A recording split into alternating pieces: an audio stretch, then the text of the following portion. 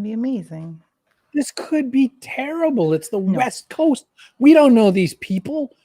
What are they eat, like, I don't know, bean sprouts over here or something. The West Coast is a whole other world. I think they're lovely. Nobody from the East Coast is even here. That's what I'm thinking. I doubt it. Don't forget, I mean, it's not like we told the East Coast people don't come. We just said come at 2 p.m. And as a matter of fact, in case...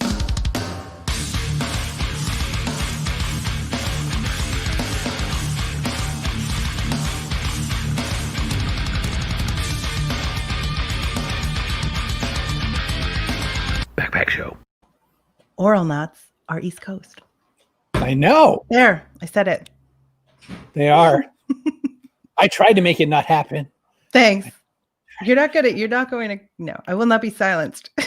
I am the Auralnauts fangirl, and I'm going to say we're going household name or something. We say ridiculous things all the time. Things that make strangers that are not on YouTube be like, "Call the police. Something's very wrong." Call the police. We'll just do the main voice.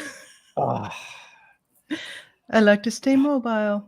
So in case you're not familiar with Auralnauts, they are amazing. They take things that aren't comedies and turn them into comedies by taking out the dialogue and replacing it with things that are better. And they make amazing music.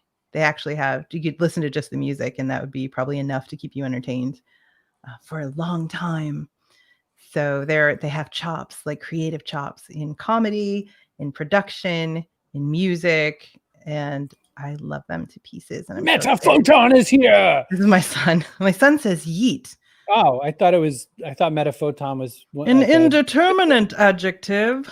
A Decepticon or something. Hey, Dad. Well, the gang is all here. Well, we have Zach and Craven, who are the Auralnauts. I'll push this button because I'm allowed to touch 2 buttons. This one and that one. Gentlemen. And you're allowed. Hey. Hi. So we promised the ending wouldn't be awkward, so we're going to get all the awkwardness over in the beginning and tell everybody if you don't know who the Auralnauts are, you need to. So go down that YouTube rabbit hole like immediately and get all the things. This whole format kicks ass, by the way. I've never heard of StreamYard before. Yeah, and that's really you just get the software and it does all this stuff. Like you don't even have to do any of this. You don't even have to know how to run a show. You just basically just get it and it does all of these things. We're not pushing any buttons. I love how it said, like, you're backstage right now. I was like, wow, this is a virtual green room. I feel so important. I mean, if you want to be center stage all alone, we could do that. Oh, nice. Watch him. Crisp ice water with a sweaty glass. It's how you know it's definitely people who would show up for that, like an Auralnauts where you just drink water and that's it. People have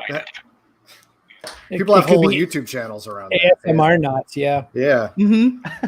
Eating and drinking. Yeah. Right before this, we were trying to figure out like if any of us has a favorite Auralnauts video. And I was saying like if I absolutely had to pick one, it would be the Legolas kill count. Because one of your series are, kill count commentaries. Just the music in it is so good. And it just kicks so much ass. But beyond that, it's really hard for me. Like I loved all the Jedi parties. I love even like you have ones where you put together blooper reels, which obviously aren't real blooper reels. But I am a total fangirl and I'm geeking out. So, and we determined that you can't have a favorite really because you love them all and then you make them and you're done with them. Oh, is that, yeah. We walk away from them like action heroes. We just like they're exploding behind us. Yeah. You're just all done. Oh my God, yes. I was thinking I was definitely going to say that. Spine. Let's turn that into a question though, because one thing I want to know is how do you decide to work on a project? I mean, once you get a series going, it's a series, but how do you know ahead of time what's going to be a project for you? I think it's we just have conversations with each other. I think a lot of times it's just projects come out of those conversations about something we watched or something that's happening or something we can't stop thinking about critically. And then we're just like, I don't know, is there a video there? Can we make something about this? And I think maybe I don't know if I'm thinking of it differently, but I feel like majority of the time, that's how a project will come into being.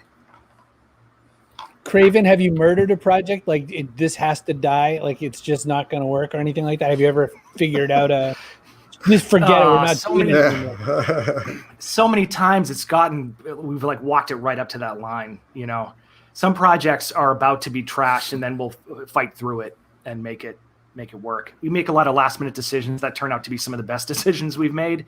Yeah. And oftentimes, like, we get frustrated, but then taking a step back and giving something some time is so important when you're making something. Usually when you're just like busting out with creative ideas, like a lot of them are just total garbage.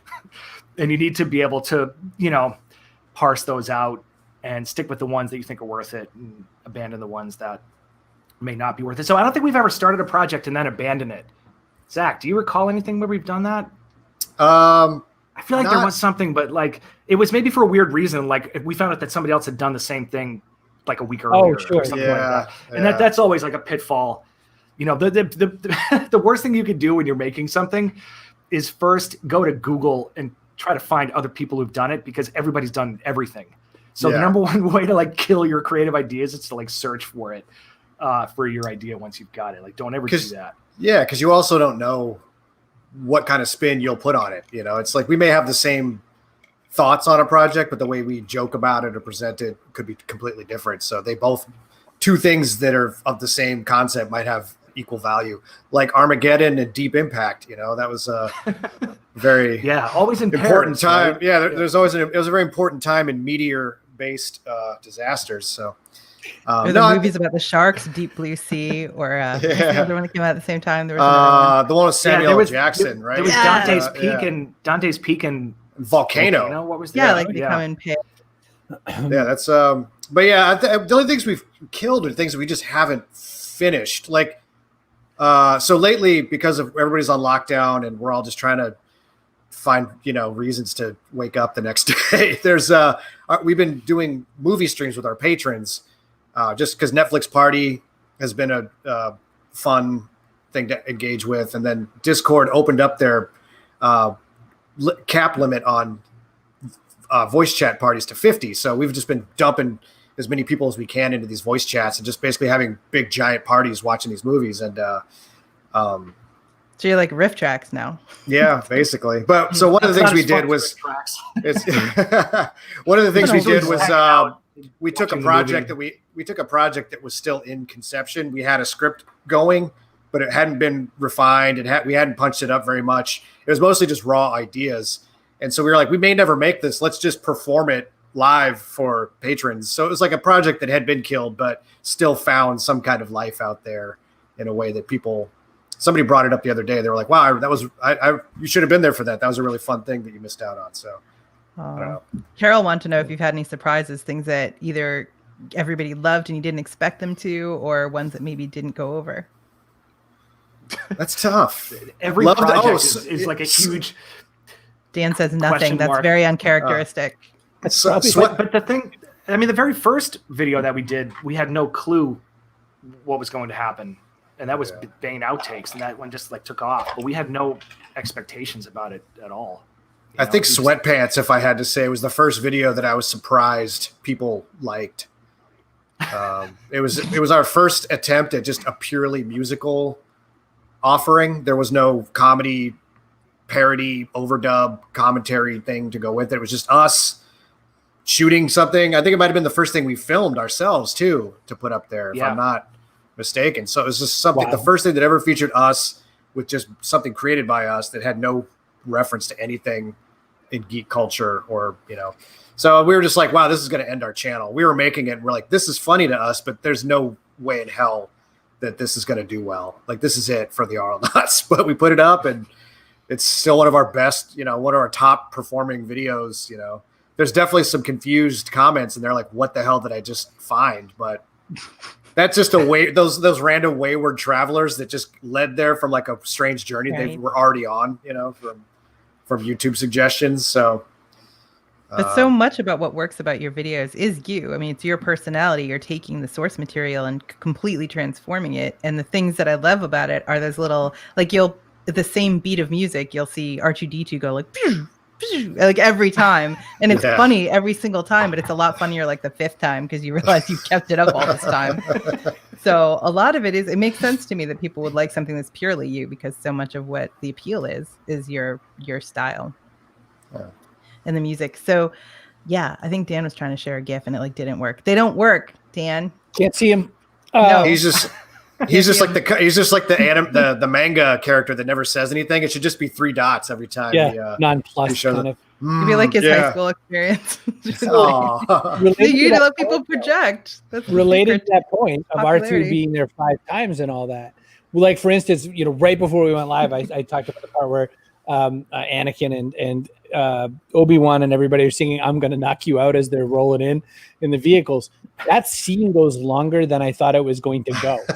And the longer it goes, I'm like, my God, you guys do not cut where I expect you to cut. I keep expecting like 2 seconds of a bit, not 51 seconds. So what's the thought there? I always want to take things too far too. We get into arguments about that in the edit. Like I think the first time we had an argument was in Beams.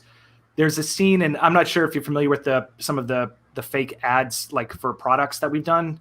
But there's a device called Beams, and it's like a DJ tool where you're slicing lasers with your hands. And in the commercial, this guy is standing on a stage and he's just basically putting his hands into these lasers, And in the ad, there's this hot track that he's DJing by slamming the lasers. And then in our version, he's just hitting the lasers and it's just silence, except every time he hits a laser, it's like pew, pew, pew, pew, pew, pew, pew. And there's just like silence in between, And the scene goes on for like 35 seconds. And I think we debated whether or not to have an extended sequence where the guy is just chopping lasers with sound effects. But at some point, it just goes on for too long and then starts becoming funnier the longer it goes on. And that's a way to tell a joke. To push something further than is expected and then to go even beyond that to a new place is its own type of comedy, Because he took it all the way too. He just sound designed it with all this crazy ambient. Like there's like the wood floor creaking as he shifts his body weight. Like there's so much there that wasn't in the original where I think Craven finds a lot of good audio jokes are in imagining what that space is like just organically. Like if you're really in the room with this guy just messing with, he's not hearing the same audio track that the commercial is blasting. They're like, the director's just like, just do what your DJ hands. And the guy's just doing it. But it's probably like what is in that video is probably more closely to the truth of what's happening in that situation than what you see in that commercial. So it's all about uncovering truth. We have Metaphoton wants to know how long you've been on YouTube. I think Bane Outtakes was published on 2012, right? Yeah. 8 years? Holy smokes. How'd you find each other? Got it. Just how'd the bromance begin? My old roommate introduced us, actually. I was living with a guy who was he was a freelance editor for a company that Craven ran that did like, what are you guys like? Were you guys like a branding company? What was the production company? Post-production, yeah. Yeah. So it was advertising though. So my roommate was a commercial editor and he was freelance. And then Craven was looking for somebody to help punch up some writing on a project he was working on. He was just asking around and my roommate was like, I know a guy you should meet. And we met and got wasted and hung out for it ended up being like a really long time. We just we're like 2 days straight. Dude. We were just like hanging out. I was like, it's like birthday now. Like you guys want to just keep it going? But yeah, no, we clicked right away and we're just really going to town on the script that he had come up with. And I was just coming up with like different ways to joke about situations that he wanted to do. And, we're like, this will work. Then we made that project. And then after that, we just kept trying to, look for other ways to work with each other. And then, these are your real names. Let's get that out there. What's that? Like these are your real names. Yeah. They totally sound like stage names. They do sound like stage names. Stage names. Yes. And I found you on LinkedIn, so I know it's real. Yeah, mine is real. But will we ever get the Auralnauts cut of the Snyder cut? #need beard flash. I feel like okay, so I think that more DC stuff and specifically Snyder stuff is in the cards for sure. I don't know how we can let that one go. Yeah, I mean, it's got to be why it's funny, right? Because they're so serious. Yeah. And so you have to mess with them more, don't you? It's so easy to make fun of. Like when somebody takes themselves really seriously, that's when it's the easiest to make fun of them. Like that's and not that we're just strictly like trying to make fun of people. We just want to have fun with the material in a way that I think we never try to be malicious, right? With the stuff that we do. It's like that's just not our our style. It's like even sometimes we even have conversations about being too mean about something, and we'll pull back. We'll be like, that's almost like too personal, or it's something that's a little bit too critical and like the wrong direction. You know, it says something a little bit more about the person's like professional style than it does about the content itself. You know. All right, so Dan pointed out Martha. Martha needed to be put in its place. Like that whole thing was that just come on. Unacceptable. Yeah. Yep. Yeah. So when did you? That had to be. How many more masked characters can you work into stuff? Because some of my favorites are the Kylo Ren and Bane videos. Yeah, it's like who else they got? You know, it's there is a barrier of entry for doing non-masked characters that we don't always love. Like doing the Star Wars videos themselves creates a whole new set of challenges where it's like, how do we keep making the same jokes and telling the same story that we want, but also within these confines of the lip flap that these characters are providing. Yeah, you Bane. need so little of them. Like you've got Bane and Kylo. You have no idea what they're saying. That's what's so good about it.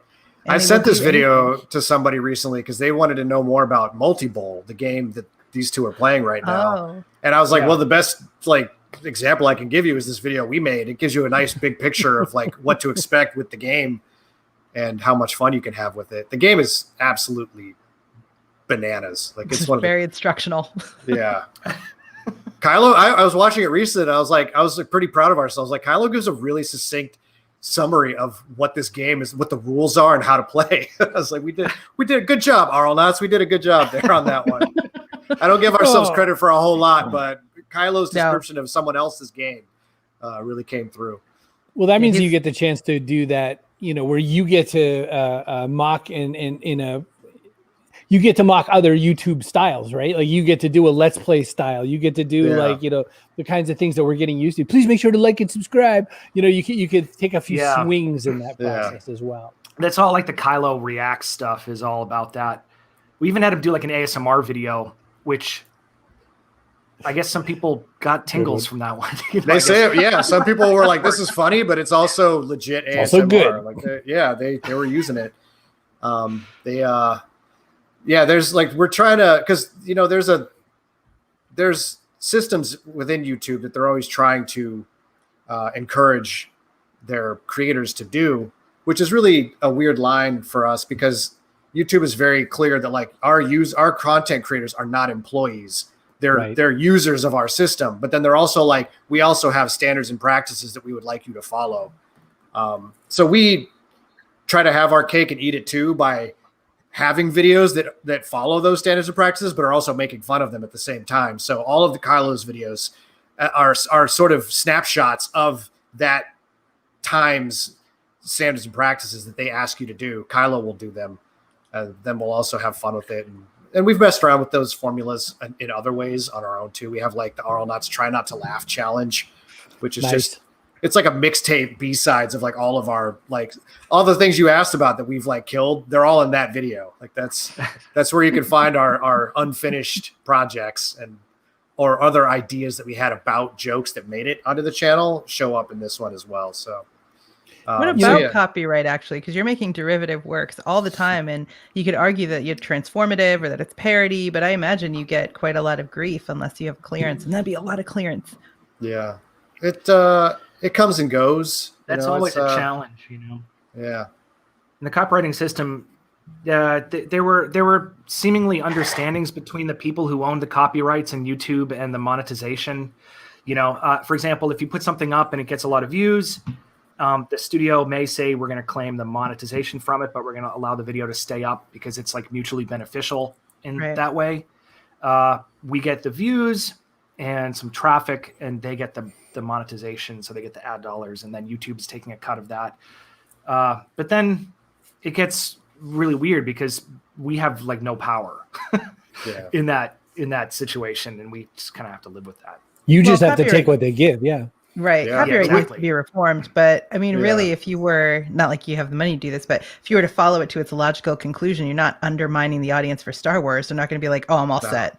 I don't need to watch it now because if we were, that's the trick. If we were, they would just like nix it from YouTube. Like if it was really a copyright violation, they would just get rid of it, but it's not. So they're keeping it online.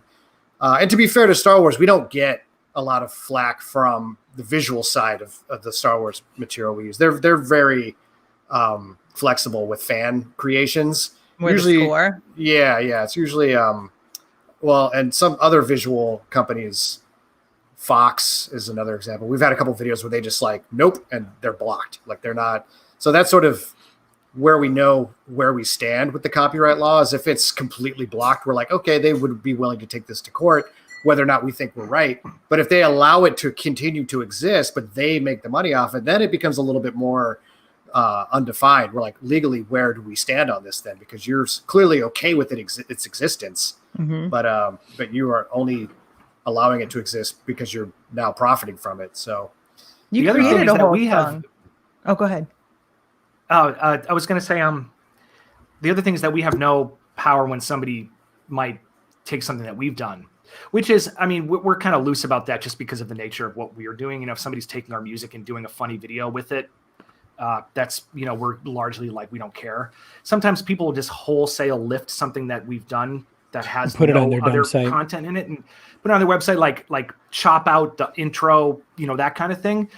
And YouTube gives us no tools to do anything about that. Yeah. Like we can't even claim that video. We have to first go through some weird thing where we give like the person who has posted that video, like our full names and home addresses and like bank account information. Like you have to give that person all of your personal info. Yeah. They'll know where I live. It's really weird. Like unless you go through some type of MCN or something, some type of representation, is a whole scam, you know. Yeah, the level of tools like some middleman to like guide your channel. They take a cut of everything that you're making and they don't care about what you're doing or like what it's there's two sets of tools available basically. The set of tools that are available to creators themselves, which are very limited, and then the set of tools that are available to channel managers, which are way more nuanced. They have a dashboard that they have where they can pursue legal action against people on behalf of the channels, but people aren't allowed to pursue legal action on behalf of themselves. So it's so they and I think ultimately, if I want to know what, like, if you want to know what like the scam is, like why do those channels have access that the creators do not? I think it's because they assume liability. YouTube just wants somebody to claim responsibility for things that may be legally dubious.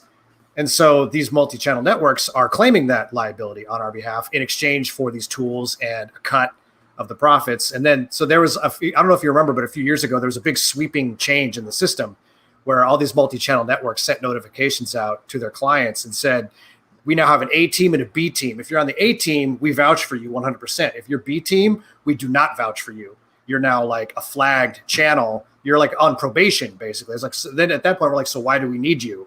Like you're not, you're not assuming liability on our behalf. So we have none of the benefits that come with being represented by you, but you have none of the negatives that come with that when it comes to taking a cut of our money. So it's so we're kind of like free agents. Zach is saying, we have a great relationship with YouTube, and that's why we're promoted, and we always get first page access because they love, you know, we don't have any disagreements with the way things go. Yeah, you know. I would like to say that without trying to sound too vain, any video that we have that has any level of like views, I think is in spite of the system and not because of it. The system does not like us. Fair, we have emails that say as much. You know, it's and that's sort of what we've done. It's just like all we can do is just keep making the things that we think are funny, that we think people would enjoy us sharing with them, and that's, you know. Well, so go past that just a little more in the business aspect of that, because you are sort of it's a semi-hostile environment. Let's call it like that. You know, you're trading access for a lot of other things you don't get. So you got to make your bank. So what happens there? Is it merch? Where do you get them? How do you drag them to where they can give you money? Probably you know, you have a Patreon thing set up. What else? What else is out the Patreon? What else? I couldn't think of the word. What else is the kind of Auralnauts money engine? How do you get greedy, stinking rich from voice dubbing? Part-time jobs. You don't. Yeah. You have to love it. That's the, you know, there is a lot of fan support for us right now, which is amazing, and probably the bulk of where our ability to continue to make stuff comes from. But we also, like Dan was music saying, sales, in the chat, I guess, music is sales, one. yeah. We've always incorporated original music into what we've done from the beginning, and that wasn't because we thought it was an angle. That was part of the comedy that we were telling, that we were showing. So having original music in there, just with every project, just became a thing. So that's definitely, as an artist, that's a stream for sure. Yeah, sure. We, like Zach was saying, we have a lot of fan support. And I guess you could say, like, once all the things are kind of cobbled together, there's like a little bit of a life support system there, like ad revenue, music sales, maybe merch. We don't really do a lot with merch. We haven't been really good at like accepting offers of. There's some merch. Yeah, there you go. Yeah, that's amazing. We haven't done very well with doing like sponsored stuff. Like we don't. It's not because we don't want to, but we don't seem to be able to sync up with people in the right way to get like sponsorship deals. Like you can't have Bane, hawking Dr. Pepper. It doesn't Spotify, Shopify, or yeah, it just doesn't make sense. Like there are issues there, right? And our channel isn't. We're not going to do like a 2-minute video at the front of one of our things that's like man cave. Get a bark box. I don't know. Yeah, yeah. Well, you've seen that lately. I'm watching that. Fun of that process. Yeah. Well, there's a thing that's happening on YouTube right now. At least with the videos that I watch a lot of like video game content, ASMR stuff, movie commentary, and you see people that are accepting the deals that have been floated by us, like from mobile games and NordVPN, Manscaped, bush trimmer, whatever. It's like, that's what it is. That's what they're selling. It's but what they're asking you to do is just not within the realm of like realism for us. It's like put a 90-second spot at the head of your video, which makes it's embedded in the video. Right. It's forever. Like, it's forever. Yeah. So it's like you get like lifetime distribution on a 90-second spot. Like, so Craven and I's background is commercial production, and we know what these budgets are.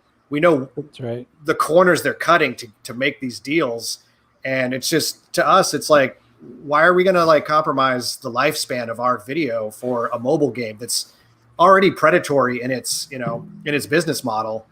So it's just like it's not a good fit. It's basically what we're doing, but things that have been a good fit, we've been going all the way with it. The podcast fans will remember a Truewood song we did. This is also like a plug, but it's like the sunglasses company and watch. They make sunglasses and watches. They hit us up. We're like, listen, out of wood. Yeah. So we're like, listen, in all honesty, we're not influencers. We don't wear the stuff that like people send us. That's not who we are. What we can do is just mention you on our podcast, which, to be completely honest, isn't where the bulk of our audience is. So you're going to get like a fraction of our main audience, and we're just going to talk about it on a podcast. They're like, that's cool. We'll send you the products. And so we ended up writing this like crazy 30-second jingle for them that was way over the top, like 80s, like epic 80s synthwave, never-ending story type journey about these sunglasses. And it was like, so if we like you and you're okay with our honesty and you're honest with us, who knows? Maybe we can do business together, but it won't be in the way that you're. I don't want to listen to the jingle, but is it like the whole episode is the jingle? No, it's like literally like a minute-long song. And then we just move on from the. Carrie, see if you can find it. Oh, I found it. I'm just trying to figure out if I can play the whole episode or Bring like it. I'm gonna. Where'd it go? Here you go. Oh boy. You have to figure out where. Okay, so where in the 45 minutes is the jingle? Oh boy, that's gonna be tough. I mean, it has to be before the end, obviously. So. Oh yeah, it's towards the beginning, but I couldn't tell you what the timestamp on it is. But it's all right. I'll look for it. That's the intro. We're about to listening.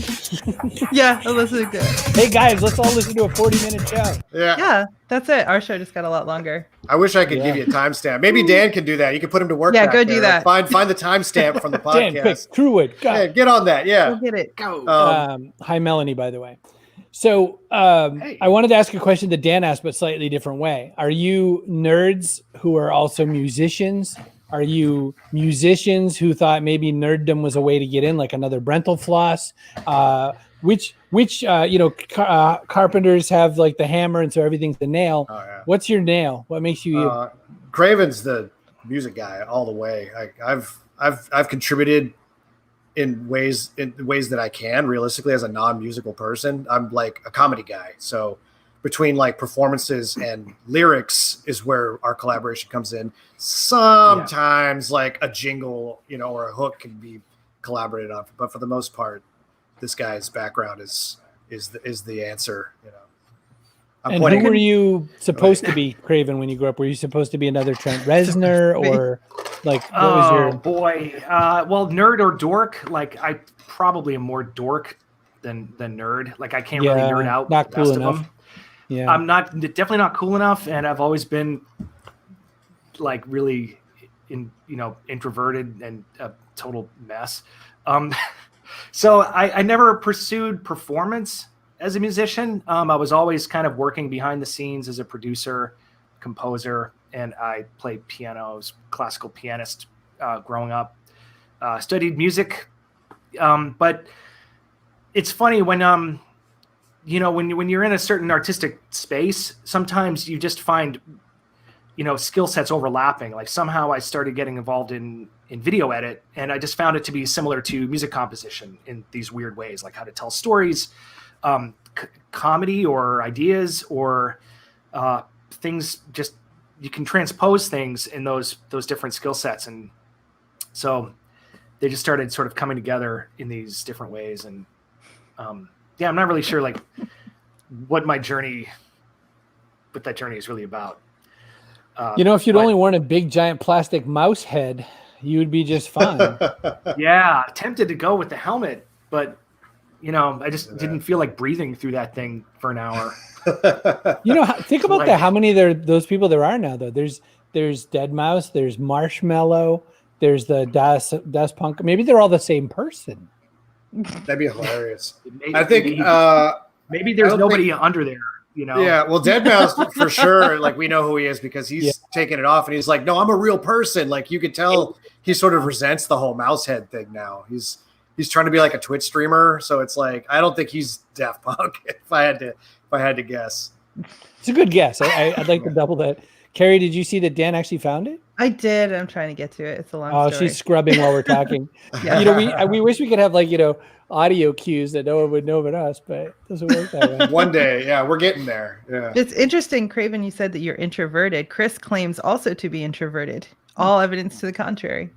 Well, I am because if I go to crowds, you don't want to talk to the crowd, but you do because you got to do it, right? That's what you're saying. Yeah, and then you have this weird outer barrier sort of power where the outer barrier appears to be really extroverted, and it's all like this illusion, it's all this like crazy show that you do.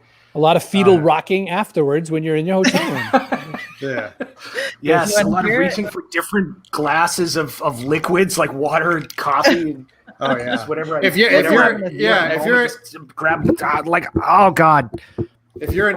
extroverted introvert, something to do with your hand is always key. Like you got to be having a drink, and it's like if my drink's empty and we're still talking, I'm like, be right back, gonna get into the drink.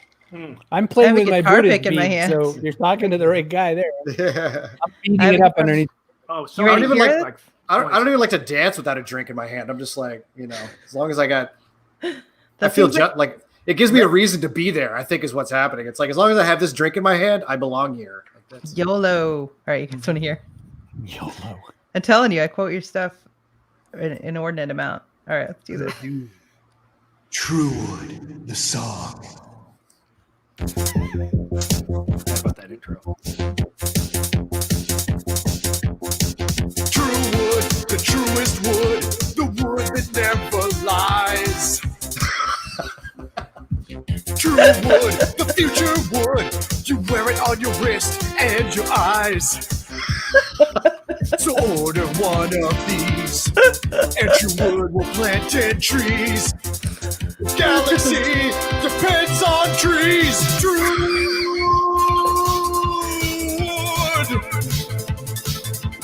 True. Dude.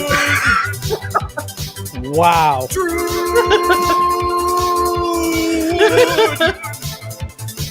Oh my god. I forgot about this song. These wood products have opened my eyes. for the possibilities of wood. How long is it? I want everything I wear to be made of wood. I want wood shirts and wood pants. They already make wood shoes. Why don't I wear them? They're called clogs. I never even considered wearing them before. But now I do. These products have changed my opinion on the possibility of wearing clogs. I'm gonna go get some today. I want a wood hat. Where can I get some wood gloves so that I may touch everything with wood? I will become the wood master. And as I ascend through time and space in my wood hat, in my wood shirt, my wood pants, my wood gloves, my wood shoes, my true wood watch, and my true wood sunglasses, we will plant 1 billion trees by 2018. What about wood socks? And it doesn't end. It doesn't. It just keeps going. I don't want it to end. So that's there you go. At brand people, like if we are free to just do whatever the hell we want with your product, that's why would you not want that?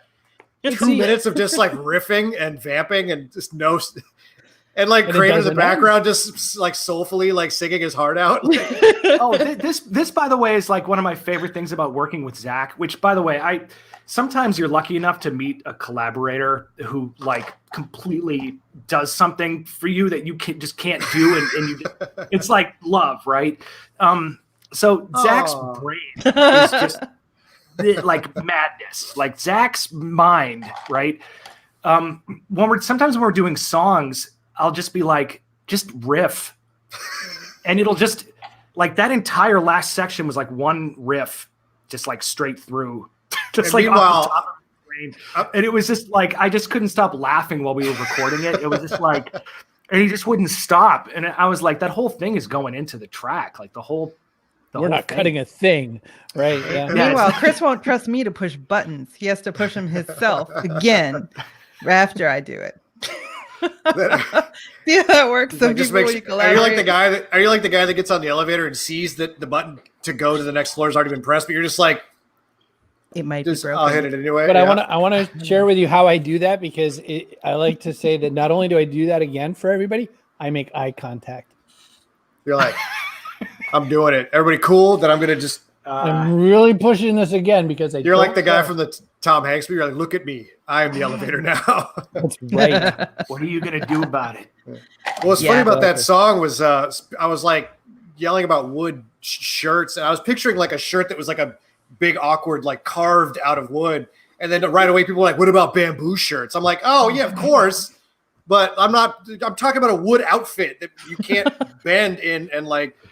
we were picturing two different things, and you had to go get real on me and ruin my whole fantasy world where I'm wearing clogs. Did somebody get mad about that? Like, yeah, they're like, "Do bamboo shirts exist?" And I was like, "Oh, have sorry." This argument with somebody. Worse than mad, they're like making him feel dumb. You don't know that there's other shirts. Yeah, some shirt. They're like, technically, wood is like. I was like, you know what I was picturing? I was picturing a hat that would hurt to wear because it's just carved into the shape of a hat. But it's like a ball cap. Yeah. So what came after that? Was True Wood like, thank you? Or did you get like a... Oh, dude, they were very happy with it. They on paper, they were happy with it. Yeah, they didn't call us back. We didn't get a second you didn't do any offer. Second True Wood. Yeah. Well, really, they've got the one. We got some shades and we got some watches out of it. So yeah, I have a wood that's made of watch. Who's the real winner? Yeah. Essentially, we paid for some new watches with the song. Like that was our currency. It was music, and they gave us a product for it. So that was. But now there's precedent where you're like, sure, we'll do something for you, but we're going to say like whatever we want, and you're going to like it or not. And that works for some people. You know, Bill Burr on his podcast has that deal. He's like, you can give me the copy, but I'm going to riff on the copy whether you like it or not. You may not like it. So, but he's got, he's Bill Burr, so it's like. Yeah, he's Bill Burr. A little different. Exactly. A couple of days ago, the Internet Historian released a new one, and his ad for NordVPN. I start to see the ad go up, and I'm like, I'm skipping, and my eldest goes, "Wait, this is the best ad you will ever see." And I was like, "What are you talking about?" And it's like crazy, the same way the Internet Historian is crazy. So it becomes this whole story of chasing this girl around the planet, and like she like falls into a pit of snakes, and like all of his, it's all like clip arty kind of stuff. So like the Yeah. stakes are just flinging out, and it's his show is a very found art kind of show. Yeah. But you really watch the whole stupid ad and laugh the whole time. And that's what an ad should do if you do it right, right? I mean, You just listen to that whole thing. humans get up and pee when there's an ad. We don't even have to pee. We just like, okay, it's time to pee. It's an ad. But that one makes you feel. And that's I think that's one thing that I picked up on when I was in advertising. I've done copywriting, I've been on pretty much all aspects of the advertising process. And one thing that's been consistent throughout that whole process is the lack of joy and the stifling of creativity. It's like they pay you to be creative, and then they just sit there and just completely undo all the creative decisions you made to make it safe. And it's like, for a commercial, I get it, but if you're going to approach someone who has an established personality in their own space, just let them do whatever they want with it. It's like they're going to make it fun for the person to watch. Any ad that is fun to watch is going to be better for your product. I don't understand what the problem is with that understanding, but now they have a process where they have a strict set of rules for all these YouTube offers, with like the mobile games and NordVPN. They have a strict set of rules that they send you in the intro email. It's a bullet point list of the things that you must do, and then they link you to an application. And they're like, fill out the application to see it and to send us your offer. I'm like, Chris, you would love that. Yeah, you can have some fun with it forms. if you want to troll those guys. It's have a fan of forms. Form fan. But so it's like, if you forms.com, my site, only forms. Only forms. Oh man, forms. You watch me fill in cells on an Excel spreadsheet. Yeah, so that's sort of like, think about it. I'll watch you do it. So that's sort of my takeaway. Yeah. That's the crux of it. Just have fun. Let people have fun with your product, because advertising at the end of the day, it's all dumb. The audience knows it's dumb. It's a chore for them. They know it's a chore for you. Everyone is aware of what is happening, so why pretend that it's not happening? So make an ad that's like fun to watch. That's. I tell Hydro Flask all the time not to. Who are your super fans? You've had some really cool people do voices. Epic Voice Guy, who's coming on the show Friday, has done voices for you. Yeah, John's amazing. John is amazing. I was actually bummed that he wasn't. Wendig. Yeah, Chuck is Chuck did some guest work for us. That was phenomenal. Yeah, he was our because he's gotten a lot of flack in his own career about being like SJW and like doing negative political things on his take in Star Wars. So we brought him in as a character who was all like, wary of the police, and he was like, he was the woke character. So it was my favorite comment on that video was he's credited at the very end of the video. It's a 50-minute video, and in like 49 minutes, it's like Chuck Wendig as Nib Nub, and somebody was like, "I was out when I saw Chuck was in this video." I was like, thanks for your view. I was out, I guess. Yeah. Right. Yeah. At the end. Yeah. Chuck is great. We've had a lot of. Yeah. We have an ally at ILM, which is really fun. Wow. Because and he's done guest work on a bunch of our episodes, and he's in there making the films, and it's just funny. So we don't call him out, but he's sort of a fan of our stuff, and of course the reverse is true. But that's been pretty funny. He's really engaged in online culture anyway. He's always doing like his start was as a VFX blog writer, so he's definitely well adversed with that space and engagement, and so he's always making comments, pointing things out, getting conversations started. So a video we made actually led to him down a rabbit hole. We were making a joke, but the joke was based on a cinematic mystery that he wasn't aware of, and so it encouraged him to go chase that thread, and it led him down a weird hole. So yeah, we do have a cool back and forth with some of these guys in those spaces that we're fans of. So it's nice to have them feel not maybe the same way about our stuff, but on some level appreciating. You're just going to say cinematic mystery and leave it? Well, because I don't want to give too much away. There was a shot. Can you tell us where to look for the mystery? Yeah, there's a shot in the original episode 4, A New Hope, where they're on the Millennium Falcon, and everyone's accounted for in their space, but then suddenly behind Han Solo, there's you could catch the tail end of someone leaving the cockpit area who's not accounted for. So that person is a mystery. And Todd, this person figured it out. Some guy, anybody. It took some Kelly work. Tran. So we made a joke in our video. We're like, it's a fake character you didn't know about. They were cut from in the special edition. You can find them here. So we made a joke out of it. But this person was like, holy crap, who is that? And he went back and reconstructed the scene to show you that it was just a out of sequence edit, that it was actually Obi-Wan in a scene where he was not supposed to be. But he was just galled that he had never noticed that before. And so that was editors love when you point that stuff out to them.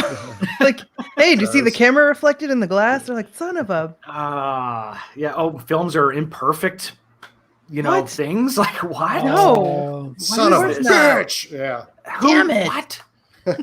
But Epic Voice Guy voices Optimus Prime and some of your stuff, some of the stuff that we probably quote the most, to be honest. And I find someone. Yes! Oh my God! Like, he's straight up. I think he got it in one take too. He just sent it to. He's like, I know what you want, and just he got it all the way. That was it. He got the creepiness of it. The way his voice breaks when he's saying "spine" is just so unsettling, and in a way that you're like, that's what Optimus would sound like if he was crazy. Then there's a great. Oh, go ahead. Sorry. Go ahead. No. Nope. Always you. No. No, so one of the things I love that you do is add effects and stuff so it sounds, you can hear the bass coming out of like a Jedi's car or something. I love that stuff. And so you bring back the spine when you're doing like a Transformers, trailer recut thing. So you just hear spine. From like from the deepness of space. Yeah. Okay, that was me. Go ahead, Craven. Coming back to wreak havoc on humanity with the tearing out spines. I was going to say one of the great parts of the post-production process is after there are all kinds of stages where we've laid in scratch vocals for things, and you've got rough cuts, and, we're timing out dialogue and things, and, with the edit. And then it goes to the VO artist, and you get the parts back, and then you start plugging in those parts. And like, that's by far one of our favorite, parts of the process, because it just like to see something come alive because somebody's brought that thing to the table. Like, there's nothing better than getting John Bailey's VO performance, like plugging it into the edit and then seeing the comedy start happening. It just it's like probably one of my favorite parts, like at that last stage of post-production, once all the elements start locking into place, and you're like, oh, okay, this might actually be funny.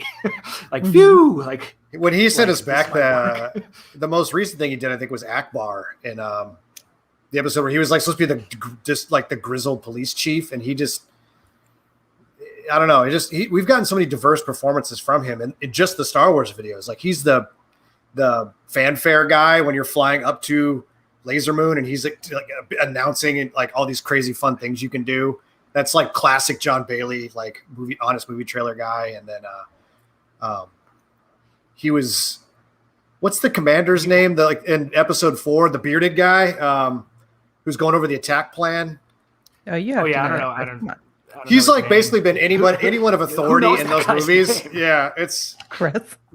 How nerdy I was gonna just throw one at just pretenders that they did. Pretend. Oh, that's Morbus John. Morbus John is definitely. Be a wild for anybody to correct you. Good. No that Bob Collins on that at all. Yeah, Bob Collins should know. Yeah. I mean, sorry, Robert Collins. Collins knows all these little details that we don't. We never know. His name's Bard Jothma. It's easy in Lord of the Rings. You're just like Bobomir. Yeah. We had a guy. Himalas. Oh, we came up with a name for the. We created the league of pod racers. It was like a Grand Prix, like NASCAR style thing, and Vader was watching it. It was Jingleberry Danks. That was the name of that was our one Star Wars character name that we came up with. Jingleberry Danks. Jingleberry Danks was a pro racer. He's like, Jingleberry Danks is my boy. Like he was really excited to that's one thing that we've seen in Star Wars. There are sporting events.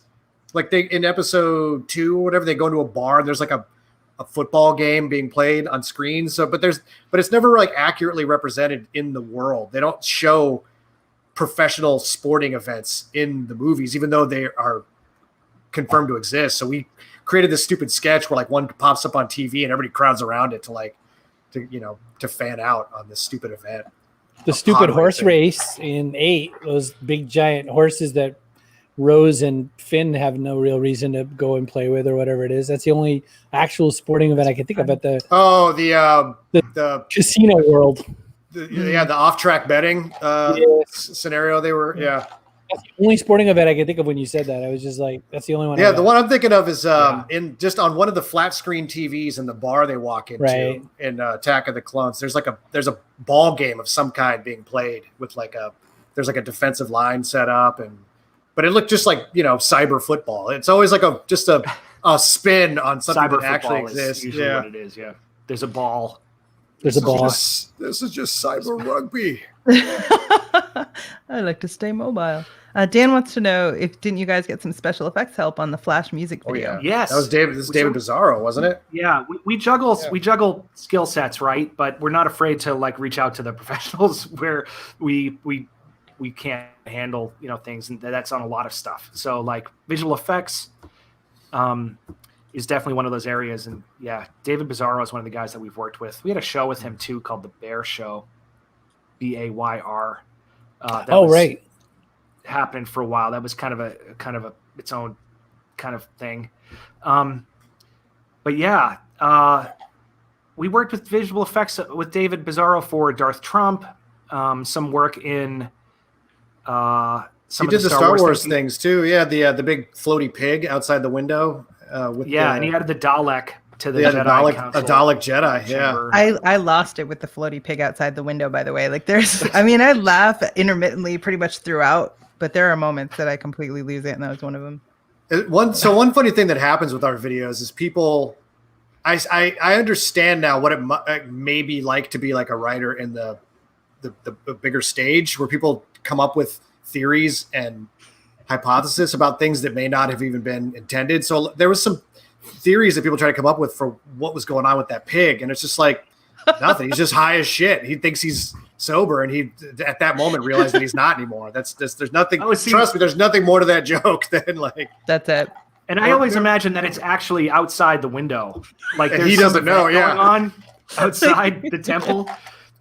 And it's just floating by, there's a parade or something, and he sees it, and he's just I'm bugging out. Yeah. But it's real. That's I love that. I love that. I love that. There's there you go. It's theories are nonsense because nobody knows. What is canon? We each have our own idea about what it is, and both of them work. And it's because the one truth remains is that Obi-Wan is a mess, and that's it. He's so much of a mess that he's not even sure. So. YOLO, bitches. YOLO. The things that Craven. Get me are the callbacks, or so I'll see something once, Darth Vader's talking to the Emperor on screen, and he's like, I need to talk to you. Well, it's hologram. He's like, can't you just tell me now? Then they go do the hologram, and he's like, I need you to come to my office. He's like, God damn it. Get up and you see him walk. There is so many things like that about films, right? And it's all about how filmmakers just get trapped in their own conceits, and it's not a bad thing. It just people have to build on the worlds that they're creating, right? So in Star Wars, there's this whole concept of holograms are the way that people are communicating. But then at some stage, Lucas had to just be like, okay, we need video screens. We can't, holograms are not going to work out the whole time in this world. So then in Empire Strikes Back, they've got video screens. He's just talking to people on video camera, So it's what are holograms, Yeah. So we're just trying to make a joke about what that process is, for a filmmaker. If there are holograms, why do you need? And then, why are you talking to me right now over a hologram when you can just be on a video screen? You're across the hall. Yeah, across the hall, and now you're physically in the room next to me, but I still. And that's sort of like an old Mel Brooks joke too, right? Where in Spaceballs, he's like, "You're gonna beam me over," and then. He's just he's like, forget it, I'll just walk, and he's just walked to the next room. Door. That's just a classic, And that was also just a play on just the real workplace. I've worked for dudes before that were they page me on my phone and hey, can you come to my office? I'm like, we're talking. What? Why do you need this weird power dynamic where I have to come to you? Yeah. Why don't you just tell me what you want right now? But of course I don't do that. I'm like, well, you just get up and walk we 10 had a feet. running gag like that when I was at Sony. You know, everybody's in these little pockets of rooms in Sony music studios, and we used to have this joke where like we'd make a recording of ourselves pretending to have a conversation with the person that we were calling, like a predictive conversation. So you'd say like, "Hey, how's it going?" and then wait like 10 seconds, and then you'd like keep talking. And then you call the person on the conference line, and then you play the recorder or whatever, and then like you just walk over to the room and like stand behind them while they're having this like fake conversation with you in this pre-recorded thing. Did you ever walk in and the guy was just like, "Hey, you know, man, I just I've been having a really rough one today. My wife left me." You're just like, "Gotcha." Oh, good. Yeah, that sounds good. Yeah, right. It sounds great. Good. That's awesome, man. Happy That's to awesome. Yeah. We break out weird quotes at weird times. Eventually, if we're trying to like settle on a restaurant or something for dinner and we can't make it happen, we'll just be like, "Why don't you just tell me the name of the movie you'd like to see?" Why don't you just tell me? Like we just whatever, quotes from anything, anytime. But I think that we've lost Craven, so we'll see if he comes his way back on. I'm always like I'm a big fan of horror. Hi. I was waiting for him to step out of camera, and then for us, like the door behind him to open slightly, like something was in there the whole time. Like that's tech horror. Yeah, modern horror with the tech world is something people are still trying to figure out. Is that vintage Castle Grayskull, Zach, or is that no? That's not mine though. I like to display it as if it's like I'm this cool like pop culture, but it's my roommate's. It's all his. Oh, yeah. Poser. I'm a fan of it. Hey, I admit it. I'll be the first one to admit it. You ever those first generation '80s He-Man action figures though? They were the worst soccer team in the world. Did you ever notice? All their legs are like giant circle O's. Like they could all ride a horse. The She-Ra ones were the He-Man dolls, just like painted with pink and stuff. So that was interesting. Also, that was definitely the mold on all those guys were just like, as a kid, they were just something we'd never seen before. They were just they were like Arnold Schwarzenegger dolls. I was like, wow, I could have a Conan figure, basically. I looked at my Star Wars guy and I was like, what up, whatever, wimp, get big. Never mind G.I. Joe. G.I. Joe would get wrecked at the end of them. G.I. Joes were hilarious. Every action figure had their own set of problems. Like He-Man's joints would get really loose, so their arms would just like windmill, like pinion. Yeah, you'd have to like rely on Newtonian physics to stop and then G.I. Joes would just be a twisted like mess. And the waistband, they had a little rubber band that hooked their torso to their legs, and that would always snap, so they would just break in half. So you'd all these like legless dudes. People are impatient for episodes 7 through 9. Let's go, entertain us. We're working on it. Yeah, it's like it is in the works. We have all the main story beats worked out, and so the hard part's done. It's all easy from here. Oh yeah. No problem. Yeah. It's all downhill. Yeah, there's a weird line you gotta walk where people want things as quickly as possible, but then if you do it quickly, then it's gonna suck. Like it's not gonna be as good as it can be. So that's we always skew towards. Go ahead. Sorry, go ahead. I was gonna say we just tend to skew towards making something as good as we think we can make it. That's polite. Oh my God. I'm not as deep a cut fan. I watched a lot of the Bane stuff because that's a me thing, and I'm a Star Wars guy too. So related to Star Wars, did you ever quite cover the most important Star Wars? We kind of didn't. We Kylo Ren reviewed the movie, and that was like we talked about him in that. But other than that, yeah, we haven't touched that film yet for VO stuff. So. That's because What's Her Face is so boring, but otherwise it's an okay show. Look, the end of the show is nigh upon us. We have come to the end of another. We've safely landed this craft. So you should know that we have to ask you one question. The show's called The Backpack. Thematically, the concept of the backpack is just that, you got to be able to put 5 wonderful and delicious things in the backpack. You've got to add your thing. So story is one. Collaboration is one. Autonomy, the ability to kind of run your own world. Manchu is a Okinawan word. It means one family, meaning the family that you choose is more important. And execution. So Craven, Zach, you get to add one thing to the backpack that people need to take with them as well to make their next 5 years better than they are right now. Can I offer something to take out of the backpack? Whoa. Ego. get your ego out of the backpack and leave it behind on the ground and just keep walking as far away as you can from that thing. There's one way to destroy a project or any creative process. It's got to be ego. Like check that somewhere else. Get it out of the bag. I was going to add to the bag, but I was going to add humility to it, which is like we're like doing the Indiana Jones like statue swap right now. It's humility is a wonderful tool, and like being willing to accept that your idea may not be as good as you think it is. Your performance may not be as good as you think it is. So like one thing that we've gotten good at over the years is understanding when something could be better.